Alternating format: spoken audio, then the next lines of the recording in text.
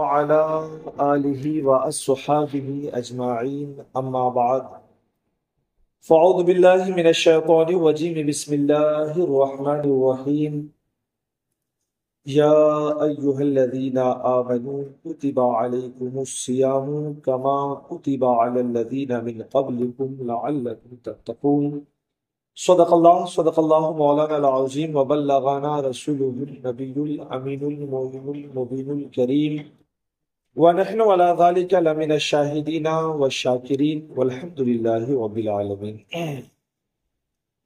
معزز سامعین کرام، عرض و معروف سے قبل آئیے ہم اور آپ مل کر حصول برکت کے لیے آقائے کائنات مدینے کے تاجدار احمد مصطفیٰ محمد مصطفیٰ روح فدا صلی اللہ تعالی علیہ وسلم کی بارگاہ بے کس پناہ میں ہدیہ درود و سلام نشاور کر لے، پڑھی بآواز بلند اللہم صلی علی سیدنا و شفیعنا و نبینا و مولانا محمد بارک وسلم صلاۃ و سلام علیک یا سیدی یا حبیبی یا رسول اللہ صلی اللہ تعالی علیہ وسلم۔ رمضان المبارک کا یہ مقدس مہینہ ہم سبھی کے سروں پر سایہ فگن ہے۔ اللہ کریم اس کی رحمتوں سے اور برکتوں سے اور سعادتوں سے ہم سبھی کو مالا مال فرمائے، اور مولا کریم ہم سبھی کو وہ طاقت و قوت عطا فرمائے کہ اس پورے مہینے کی تمام تر عبادتوں کو اخلاص و للہیت کے ساتھ ہم انجام دے سکیں۔ ظاہر سی بات ہے کہ تمام تر مہینوں میں یہ مہینہ کئی اعتبار سے بڑی خصوصیتوں کا حامل ہے، خاص کر کے یہ کہ اس مہینے کو تمام مہینوں سے جو ممتاز کرتا ہے وہ یہ کہ یہ مہینہ نزول قرآن کا مہینہ ہے۔ شہر رمضان الذی انزل فیہ القرآن، کہ رمضان کا وہ مہینہ جس میں قرآن کو اتارا گیا۔ ظاہر سی بات ہے کہ اللہ نے اپنے کلام کو پیارے حبیب علیہ الصلوۃ والسلام پر امت محمدیہ کی رشد و ہدایت کے لیے جس مہینے کا انتخاب فرمایا وہ کوئی اور مہینہ نہیں بلکہ ماہ رمضان المبارک ہے۔ ہاں یہ بات ضرور ہے کہ کم و بیش 23 سال میں تھوڑا بہت کر کے قرآن پاک کا نزول ضرور ہوا، مگر یک بارگی قرآن پاک کے نزول کا شرف جس مہینے کو حاصل ہے وہ ماہ رمضان المبارک ہے۔ دوسری بات یہ کہ دیگر ایام دیگر مہینوں کے مقابل میں رمضان المبارک میں کئی عبادتوں کا اضافہ کر دیا گیا۔ مثال کے طور پر نماز تراویح کی شکل میں ایک ایسی عبادت اس مہینے میں رکھ دی گئی جس سے دوسرے مہینے خالی ہے۔ اس مہینے میں افطار کو اور سحری کو بھی عبادت میں شامل کر لیا۔ اس روزے کی حالت میں سونا، اس کو بھی بندوں کی عبادت میں شامل کر لیا گیا۔ دیگر ایام میں جو پڑھی گئی اور کی گئی عبادتیں ہیں ان کے مقابل میں اس مہینے کی عبادتوں کے اجر و ثواب کو بھی کئی گنا بڑھا دیا گیا۔ لیلۃ القدر جیسی اہم رات کو اس مہینے کے آخری عشرے میں رکھ دیا گیا۔ گویا کہ دیگر اگر مہینوں کے مقابل میں اس مہینے کا جائزہ لیا جائے تو اندازہ ہوتا ہے کہ کئی ایک عبادتوں کا اس مہینے میں اضافہ بھی کر دیا گیا اور عبادتوں کے اجر و ثواب میں بھی اضافہ کر دیا گیا۔ مگر بالخصوص اس مہینے میں بطور فرض جس کو ہم پر نافذ کیا گیا اور لاگو کیا گیا وہ ہے روزہ، اور اس کی اہمیت کو، اس کی فضیلت کو سمجھنا انتہائی ضروری ہے، کیونکہ ہمارے معاشرے میں جس طریقے سے دیگر عبادتوں کے معاملے میں مرد و خواتین سے بے انتہا سستی اور کاہلی اور کوتاہی پائی جاتی ہے، آپ لے لینا روزہ نماز کو لے لے، ظاہر سی بات ہے کہ ہمارے معاشرے کا ہر فرد نماز کے معاملے میں مستعد نہیں رہتا ہے، بلکہ کہیں نہ کہیں اس سے کوتاہی ہوتی ہے۔ زکوٰۃ کی ادائیگی کے معاملے میں دیکھ لیں کہ کہیں نہ کہیں ہم سے کمی اور کوتاہی پائی جاتی ہے۔ خود حج کی فرضیت کو ادائیگی کے معاملے میں ہم سے کمی اور کوتاہی پائی جاتی ہے، ایسے ہی روزہ جیسا فرض، اس کی ادائیگی میں بھی ہمارا سماج کمی اور کوتاہیوں کا شکار ہے۔ ظاہر سی بات ہے کہ یہ ایسی عبادت ہے جو اپنے اندر ہزارہا فضیلتوں کو اور فائدے کو لے کر آتا ہے، اور سال میں ایک مرتبہ آتا ہے، اور سال میں ایک مرتبہ بھی ادائیگی کے معاملے میں اگر ہم سے کمی اور کوتاہی پائی جاتی ہے تو اس سے زیادہ بڑی ہماری اور محرومی کیا ہو سکتی ہے۔ بالخصوص ہم مرض کا بہانہ بنا لیتے ہیں، ہم اپنی صحت کا بہانہ بنا لیتے ہیں، اور ہم کوشش ہی نہیں کرتے۔ لیکن یقین جانیے کہ مرض اپنی جگہ، ہاں اگر مرض بہت زیادہ غالب ہے تو ترک کرنے کا آپ کو کی اجازت بھی ہے، لیکن اگر مرض ایسا ہے کہ اگر ہم اس عبادت کو انجام دے سکتے ہیں تو انشاءاللہ اللہ اس کے صدقے میں صحت یابی بھی عطا فرما دے گا۔ اور بالخصوص ہمارے پاس جب یہ مہینے کا آغاز ہوتا ہے تو لوگ رحمتوں کی تلاش میں کم، مال کی تلاش میں زیادہ نکل جاتے ہیں۔ بالخصوص تاجر حضرات اور وہ تجار جو جن کی تجارتیں رمضان سے خاص کر کے جڑی ہوئی ہیں، کھانا پینا ہے، کپڑا ہے، لباس ہے، دیگر چیزیں، یہ لوگ خاص کر کے ان چیزوں کی طرف بڑھ جاتے ہیں۔ نتیجہ یہ ہوتا ہے کہ پہلا عشرہ جو رحمت کا عشرہ تھا، ہم اس رحمت کو یکسر فراموش کر کے ہم دنیا کے مال و دولت کی تلاش کی طرف نکل جاتے ہیں، کاروبار اور تجارتوں کی طرف نکل جاتے ہیں۔ بلکہ بعض دفعہ عالم یہ ہوتا ہے کہ انسان دنیاوی مال و جاہ کی تلاش میں اس عبادت کو مکمل طور سے ترک کر دیتا ہے۔ کہتا ہوا نظر آتا ہے، مولانا کاروبار میں اتنا وقت دینا پڑتا ہے، ہمارا کام ہی رمضان کا ہوتا ہے، ہم کیسے اسے ادا کریں؟ ظاہر سی بات ہے کہ کاروبار ہو یا تجارتیں ہو، اس کے کتنے ہی مشکلات و مشقات کیوں نہ ہو، مگر روزہ ترک کرنے کی اجازت تو آپ کو کسی صورت میں نہیں دی جا سکتی۔ اور یاد رکھیں، جو پہلا عشرہ رحمت کا ہے، اس کا مطلب یہ نہیں ہے کہ دنیاوی مال و دولت ہے، اس کا مطلب یہ ہے کہ رحمت یہ اخروی دولت ہے جسے حاصل کرنا ہے۔ رحمت کا اطلاق دنیاوی دولت پر نہیں، رحمت کا اطلاق اخروی دولت پر ہوتا ہے، اور دنیا کی دولتوں پر فضل کا اطلاق ہوتا ہے۔ یہی وجہ ہے کہ جب آپ مسجد میں داخل ہوتے ہیں تو دعا پڑھتے ہیں، اللہم افتح لی ابواب رحمتی کا، اے اللہ تو اپنے در رحمت کے دروازے کو ہمارے لیے کھول دے۔ بندہ مسجد میں جب داخل ہو رہا ہے تو کوئی کاروبار کرنے کے لیے نہیں، کوئی مال و دولت کی تلاش کے لیے نہیں، بلکہ سراسر اللہ کی عبادت کر کے اپنے روحانیت کی پاکیزگی پا کر کے اخروی دولت کو حاصل کرنے کے لیے حاضر ہوتا ہے۔ تو رب کریم نے جو دعا نافذ فرمائی وہ رحمت کی تلاش، کہ اللہ تو اب میں تیرے گھر میں آیا ہوں، تو مجھ پر رحمت یعنی آخرت کی رحمت کے دروازوں کو کھول۔ اور جب بندہ باہر نکلتا ہے تو کہتے ہیں، اللہم انی اسألک من فضلک، اے اللہ اب میں تیری عبادت کر کے آخرت کی رحمت کو تجھ سے اس کا سوال کر کے اب میں باہر نکل رہا ہوں اپنی ضرورتوں کے لیے، تو اے اللہ دنیاوی فضل کے دروازوں کو ہم پر کھول دے۔ تو ظاہر سی بات ہے، رحمت کی تلاش ہمیں پہلے عشرہ میں کرنی چاہیے، اور اس کی مراد یہ ہے کہ بندہ آخرت کے سرمایہ اور آخرت کی دولت کی تلاش کرے۔ تو ہم پر رمضان المبارک میں جو پہلا فریضہ ہے وہ ہے روزہ۔ اس کے معاملے میں کسی قسم کی کوئی کمی اور کوتاہی ہم سے نہیں ہونا چاہیے۔ اگر دنیاوی کچھ معاش کا اور کاروبار کا نقصان ہو جائے تو اسے برداشت کر لیجئے، مگر یہ عبادت ہم سے چھوٹ جائے اسے قبول نہ کرے۔ پتہ نہیں پھر آنے والے سال زندگی میسر ہو یا نہ۔ اور اسی کی تاکید گھروں میں خواتین کو بھی کرے کہ اگر وہ عذر شرعی میں نہیں ہے یا ایسے عذر نہیں پائے جاتے ہیں جہاں پر روزہ ترک کرنے کی شریعت نے اجازت دی ہے. مثال کے طور پہ بچے کو دودھ وغیرہ پلانے کا معاملہ ہے، تو ایسی صورت میں جب یہ صورتیں نہیں پائی جاتی ہیں تو خواتین پر بھی سختی سے یہ احکام نافذ کیے جائیں کہ آپ پر یہ بھی فرض ہے، آپ اسے ادا کریں.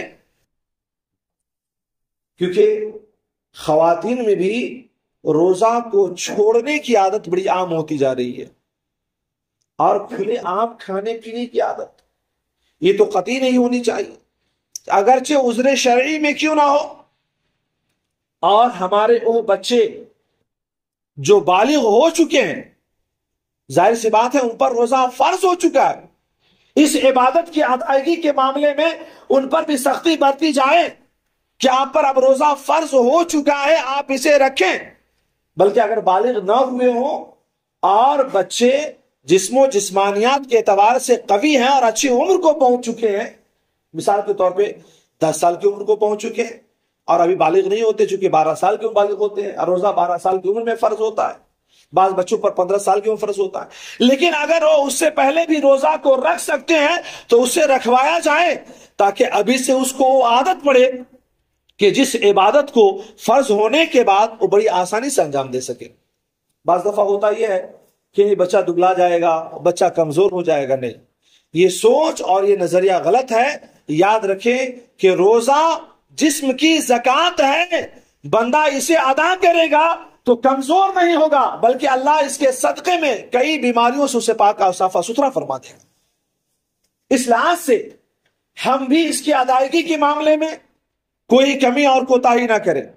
خواتین بھی اس کی ادائیگی کے معاملے میں اگر عذر شرعی نہیں پائی جاتی ہے تو کوئی کمی اور کوتاہی نہ کرے. ہمارے بچے حد بلوغت کو پہنچ چکے ہیں اور اگر بالغ نہیں بھی ہوئے ہیں مگر وہ روزہ رکھ سکتے ہیں تو اسے ضرور رکھوایا جائے. اس فرائض کی ادائیگی میں کوئی کمی اور کوتاہی نہ ہو، اس لیے کہ اس عبادت کے اندر جسمانی فائدے بھی ہیں، اس عبادت کے اندر ذہنی فائدے بھی ہیں، اس عبادت کے اندر دنیاوی فائدے بھی ہیں، اس عبادت کے اندر اخروی فائدے بھی ہیں، اس عبادت کے اندر اللہ کی رضا کی تلاش بھی ہے. اور سب سے بڑی بات یہ ہے کہ یہ وہ عبادت ہے جو ہم پر فرض کیا گیا ہے، اس کی ادائیگی اسی کے ذریعے. اور واضح طور پر ہم نے خود اس سے ارشاد فرما دیا، یا ایھا الذین آمنوا کتب علیکم الصیام، کہ اے ایمان والو ہم نے تم پر روزے فرض کیے. یاد رکھیں یہ عبادت ہے کہ جس کی فرضیت اور جس کی ادائیگی کے لیے ایمان کو لازم اور شرط قرار دے دیا. یا ایھا الذین آمنوا، اے ایمان والو ہم نے تم پر یہ فرض کیے ہیں. معلوم پڑا کہ بغیر ایمان کے اگر کوئی روزے کی شکل و صورت بنا لے، صبح سے شام تک بھوکا پیاسا رہے، جماع سے دور رہے، اگر ایمان کی دولت نہیں ہے تو اس کا بھوکا اور پیاسا رہنا تو پایا جائے گا مگر عبادت کا جو مقام و مرتبہ ہے اسے حاصل نہیں کر سکتا. اس لیے پہلی شرط ایمان ہے. اور جب ہمارے پاس ایمان کی دولت ہے تو اللہ نے ایمان پر جس عبادت کی بنیاد رکھ دی ہے، اگر ہمارا ایقان مضبوط ہے تو اس عمل میں بھی ہمارے لیے کوئی کمی اور کوتاہی نہیں ہونا چاہیے. ایمان پر روزے کی بنیاد رکھی گئی، ہمارا ایمان ہے تو اس بات پر بھی ایمان ہونا چاہیے کہ ہمیں روزہ رکھنا ہے، یہ ہمارا فریضہ ہے اور ہماری ذمہ داری ہے. یا ایھا الذین آمنوا کتب علیکم الصیام، صیام یہ جمع ہے، اس کا واحد صوم ہے، جسے اردو زبان میں ہم روزہ کہتے ہیں. عربی زبان میں جو صوم ہے نا، اس کے متعلق اہل لغت نے لکھا ہے الامساک اما تنازع علیہ النفس. صوم کہتے ہیں کہ انسان کا اپنے آپ کو ہر اس چیز سے روک دینا جس کی طرف نفس کھچاؤ محسوس کرے، کشش محسوس کرے. ہر وہ چیز جس کی طرف نفس مطالبہ کرے، نفس کھچاؤ محسوس کرے، اس میں نفس کشش محسوس کرے، ہر چیز سے روک دینا، اصل میں یہی روزہ ہے، یہی صوم ہے اور یہی صیام ہے. صرف ایسا نہیں ہے کہ نفس ہمارا کھانے کا مطالبہ کرتا ہے، پینے کا مطالبہ کرتا ہے، جماع کا مطالبہ کرتا ہے، بلکہ سچی بات تو یہ ہے کہ اس سے بڑھ کر کے کسی اور چیز کا مطالبہ. اور وہ یہ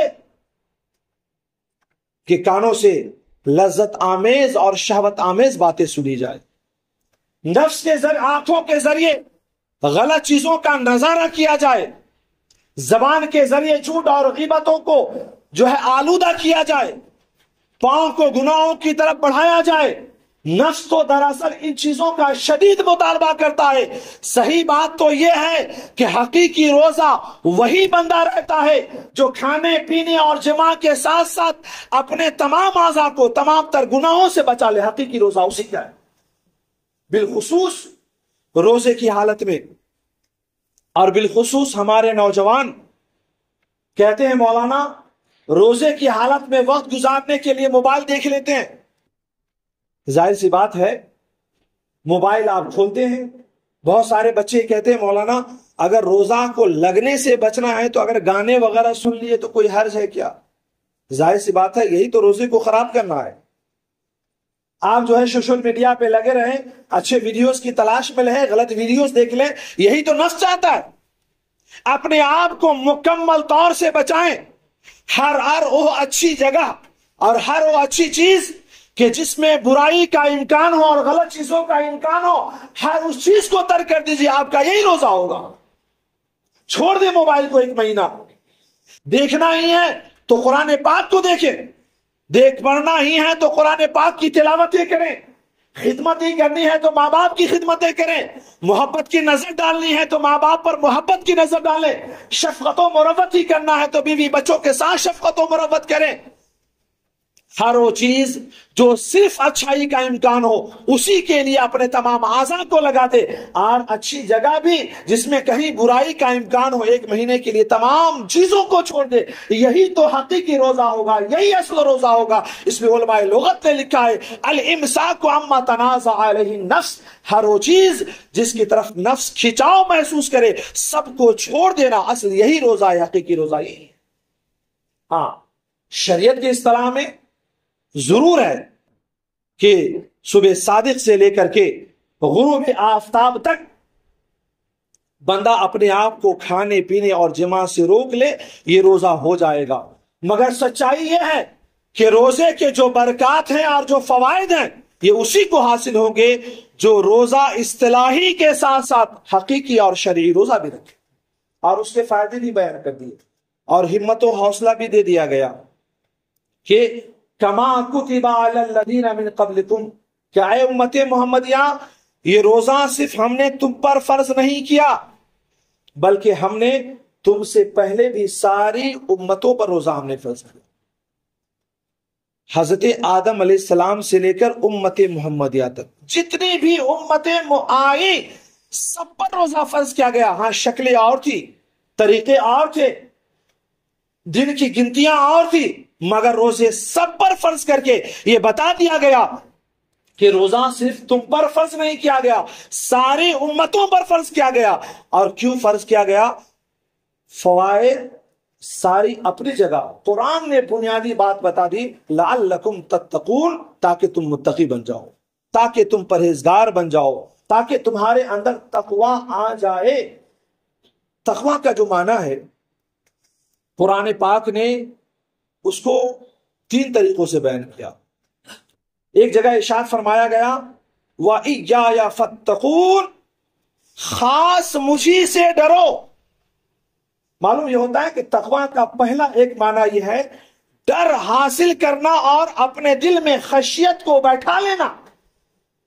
اور ایک مقام پر ارشاد فرمایا گیا وَاتَّقُوا يَوْمًا تُرْجَعُونَ فِيهِ إِلَى اللَّهِ، اور ڈرو اس دن سے، وَاتَّقُوا، ڈرو اس دن سے جس دن میں تمہیں اللہ کی طرف لوٹنا ہے۔ معلوم یہ ہوا کہ بندے کے اندر خدا کا خوف اور اس کی خشیت پیدا ہو جانا یہ بھی ضروری ہے۔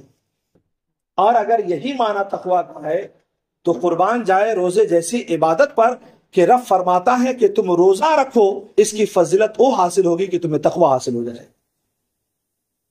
یعنی بندہ اگر روزے کو اس کے تمام تر لوازمات کے ساتھ اگر ادا کر لے تو اس روزے کی سب سے بڑی جو برکت بندے کو حاصل ہوتی ہے وہ یہ ہے کہ ہمیشہ کے لیے خدا کا خوف اور اس کی خشیت اس کے دلوں میں بیٹھ جاتی ہے۔ اور پھر فائدے کیا ہوتے ہیں ابھی بتاتا ہوں. دوسرا معنی تقوی کا یہ بیان کیا گیا طاعت و بندگی. تقوی کا معنی یہ ہے کہ طاعت و بندگی کرو. قرآن پاک میں فرمایا گیا یا ایھا الذین آمنوا اتقوا اللہ حق تقاتہ، اے ایمان والو تم اللہ سے ڈرو حق تقاتہ، جو اس کے ڈرنے کا حق ہے. یہاں بھی تقوی کا معنی کیا بیان کیا گیا؟ علماء نے لکھا ہے کہ ایسے ڈرو جیسے ڈرنے کا حق ہے. مطلب یہ ہے کہ اللہ کی طاعت و بندگی ایسے کرو جیسا کہ طاعت و بندگی کرنے کا حق ہے. ایسا نہ ہو کہ طاعت و بندگی کو کسی اور چیز سے ملا دو، بلکہ جس طریقے سے اللہ نے اس کے رسول نے حکم دیا ہے اس طریقے سے طاعت و بندگی کرو. تو تقوی کا دوسرا معنی یہ ہے عبادت کو خالص اللہ کے لیے کر دینا، جس طریقے سے حکم دیا گیا اس طریقے سے ادا کرنا. اور ایک تقوی کا معنی یہ بیان کیا گیا ہے کہ دل کو تمام تر گناہوں سے پاک کر دینا، یہ تقوی ہے. قرآن پاک کی ایک آیت میں فرمایا گیا وَمَن يُطِعِ اللَّهَ وَرَسُولَهُ وَيَخْشَ اللَّهَ وَيَتَّقِهِ فَأُولَٰئِكَ هُمُ الْفَائِزُونَ. اور وہ لوگ جو اللہ اور اس کے رسول کی اطاعت کریں، وَيَخْشَ اللَّهَ اور اللہ سے ڈریں اور تقوی اختیار کریں، یہی لوگ بامراد اور کامیاب ہیں. اس آیت میں دیکھیں کہ پہلے بیان کیا گیا اللہ اور اس کے رسول کی اطاعت، پھر یخشى اللہ اور ڈرنے کا حکم دیا گیا، اور پھر اس کے بعد لایا گیا وَيَتَّقِهِ اللَّهِ، اللہ سے ڈرنا. معلوم پڑا کہ یخشى اللہ کے علاوہ کوئی اور معنی ہے جو تقوی کا ہے. علماء نے لکھا ہے اللہ کے ڈرنے کے بعد بھی اگر پھر تقوی کا حکم دیا گیا تو اس کا معنی یہ ہے کہ اب دلوں کو تمام تر آلودگیوں سے اور گناہوں سے پاک کر دو. گویا کہ تقوی کا جو معیار حاصل ہوگا، پہلا اس معیار پر کہ بندہ اللہ کیا مکمل اس کی خوف و خشیت کو دل میں بیٹھا لے. دوسرا تقوی کا مقام یہ ہے کہ جس طریقے سے عبادت کرنے کا حکم دیا گیا کرے. پورے مہینہ روزہ رکھنے کا حکم دیا گیا پورا رکھے، یہ نہیں 10 دن رکھے اور باقی چھوڑ دے. پورے مہینے نماز تراویح پڑھنے کا حکم دیا گیا، ایسا نہ ہو کہ جا کے کسی مسجد میں 6 روز 4 روز 5 روز 10 روز پڑھ لے. یقین جانیے اب ہمارے لیے ضروری ہو گیا ہے کہ ایسی تمام مسجدوں والے جو 3 روز 7 روز 10 روز کا شبینہ رکھتے ہیں اسے بند کریں. اگر بند نہیں کریں گے تو سماج میں ایسی وبا پھیل جائے گی کہ جو سنت مؤکدہ ہے اس کے چھوڑنے کے معاملے میں اکثر لوگ گنہگار ہو جائیں گے. میں نے دیکھا ہے 5 روز 10 روز پڑھ لیتے ہیں اور اس کے بعد تراویح ادا نہیں کرتے. تراویح اس کا نام نہیں ہے کہ آپ 5 روز 7 روز آپ 10 روز پڑھ لیں. تراویح یکم رمضان سے لے کر چاند نکلنے تک روزانہ رات میں عشاء کی نماز کے بعد 20 رکعت ادا کرنا، یہ تراویح ہے، اصلی یہ تراویح ہے. لہذا ان چیزوں کا خیال ہو، اسے ترک کریں اور تراویح جس کا نام ہے اس کو ادا کریں. افطار و سحری کا معاملہ ہے، یہ بھی عبادت ہے، پورے مہینے ادا کرنے کا حکم دیا گیا، ویسے ادا کیا جائے. اور پھر رمضان میں کم از کم دلوں کو تمام تر گناہوں سے پاک اور صاف کر لیا جائے، اصلی عبادت ہے. اب ذرا حکمت سنیں، یہ 3 معنی بیان کیے گئے، اس کے اصل فائدے کیا ہیں اور کیسے یہ تینوں چیزیں حاصل ہوتی ہیں.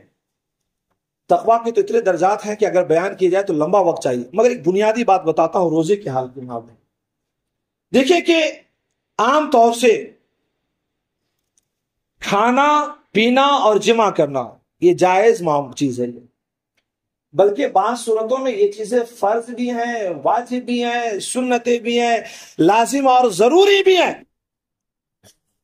مگر اللہ کریم نے جائز، حلال اور پاکیزہ چیزوں کو ایک مہینے کے لیے خاص وقتوں میں منع کر دیا کہ بندے اب یہ حلال اگرچہ ہے، یہ پاکیزہ اگرچہ ہے، ضروری اگرچہ ہے، مگر میرا حکم ہے تم اس سے رک جاؤ. اللہ کریم نے روک دیا. بندہ جب حلال سے رک جاتا ہے، بس جائز چیزوں سے رک جاتا ہے، ضروری چیزوں سے جب رک جاتا ہے صرف اللہ کے کہنے پر، تو خدا کی خشیت دل میں ایسے حاصل ہو جاتی ہے، اللہ کے حکم کی فرما برداری کرنے کا جذبہ ایسے حاصل ہو جاتا ہے، دلوں کے اندر پاکیزگی ایسے حاصل ہو جاتی ہے کہ جب ایک مہینہ بندہ حلال چیزوں سے رک جاتا ہے تو 11 مہینے حرام چیزوں سے رکنے کا جذبہ خود بخود پیدا ہو جاتا ہے۔ گویا کہ 1 مہینے آپ کو حلال چیزوں سے روک کر کے آپ کو پورے 11 مہینے کے لیے ٹریننگ کی گئی کہ جب تم اللہ کے حکم سے حلال چیزوں سے رک سکتے ہو تو اے بندو تمہیں پھر حرام کرنے پر کون سی چیزیں مجبور کرتی ہے؟ وہ بھی تو اللہ کا حکم ہے کہ تم اس سے بھی رک جاؤ۔ لہذا یہ حلال چیزوں سے روزے کی حالت میں روک کر کے ہماری تربیت کی گئی ہے کہ 11 مہینے بندہ حرام چیزوں سے رکا ہے۔ اور ایک بات یاد رکھ لے کہ جو بندہ رمضان کے روزے پورے لوازمات کے ساتھ ادا کرتا ہے نا، الحمدللہ اس کی ایسی تربیت ہو جاتی ہے کہ بہت حد تک 11 مہینے بھی وہ حرام چیزوں سے رکا رہتا ہے۔ لیکن رمضان کی عبادتوں میں اگر کوتاہی کرتا ہے تو پھر نفس کی جو اصلاح ہونی چاہیے، نفس کی جو تربیت ہونی چاہیے وہ نہیں ہو پاتی ہے، اور پھر 11 مہینے اس کا نفس بے لگام لگا رہتا ہے اور اسے گناہوں میں دھکیلتا رہتا ہے۔ تو یہ قرآن نے جو بیان کیا لعلکم تتقون، تاکہ تمہیں تقوی حاصل ہو جائے۔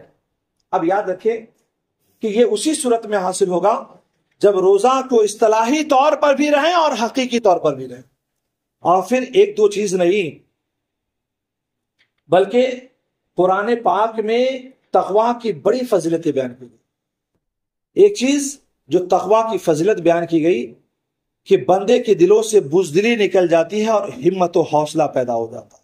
معلوم یہ پڑا کہ جب بندہ روزہ رہتا ہے تو اس کے دلوں سے اللہ بزدلی کو نکال کر اس کے دلوں میں ہمت و حوصلہ کو پیدا فرماتا ہے۔ دوسری چیز جو بیان کی گئی وَإِن تَصْبِرُوا وَتَتَّقُوا وَلَا يَضُرُّكُمْ كَيْدُهُمْ شَيْئًا، ایک یہ بیان کی گئی کہ تقوی کی جو دوسری فضیلت یہ ہے کہ دشمنوں کے مکر اور فریب سے اللہ کریم اسے محفوظ فرما دیتا ہے۔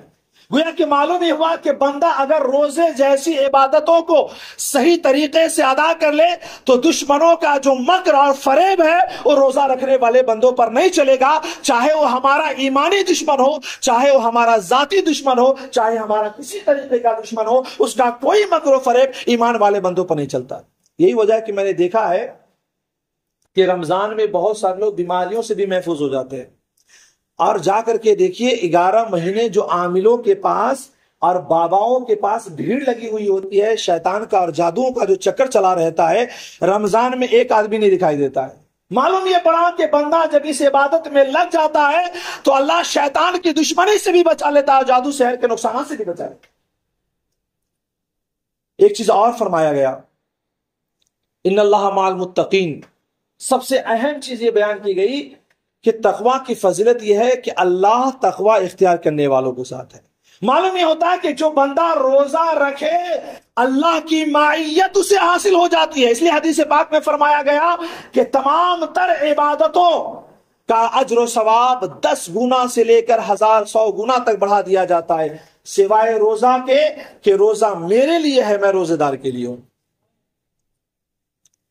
ایک چیز اور بیان فرمایا گیا کہ تقوی کی فضیلت یہ ہے کہ جب بندہ مشکلات میں پھنس جائے اور تقوی حاصل ہو تو اللہ نکلنے کا ایسا راستہ پیدا فرما دیتا ہے کہ بندہ سوچ بھی نہیں سکتا، اور رزق کے دروازے بھی ایسے کھول دیتا ہے کہ بندہ سوچ نہیں سکتا۔ معلوم یہ پڑا کہ بندہ روزہ صحیح معنوں میں رہے تو اللہ اسے تمام مشکلات سے نکال بھی دیتا ہے اور رزق میں وسعتیں بھی پیدا فرما دیتا ہے۔ ایک مقام پر اور فرمایا گیا قولوا قولا سدیدا والی آیت میں کہ جب بندہ تقوی اختیار کر لے تو اس کی زبان جو بھی بولتی ہے درست بولتی ہے۔ معلوم یہ پڑا کہ روزہ اگر بندہ رکھ لے تو اللہ کریم اس کے زبان کی بھی حفاظت فرما دیتا ہے، اس کی باتوں کی بھی حفاظت فرما دیتا ہے۔ اسی طور پر یغفر لکم ذنوبکم میں بھی یہ فرمایا گیا کہ تقوی وہ مقام ہے کہ اللہ اس کے ذریعے اس کے گناہوں کو بخش دیتا ہے۔